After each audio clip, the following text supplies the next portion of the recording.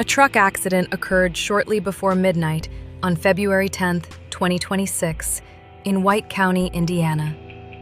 The crash happened on the southbound lanes of I-65 near U.S. Highway 231.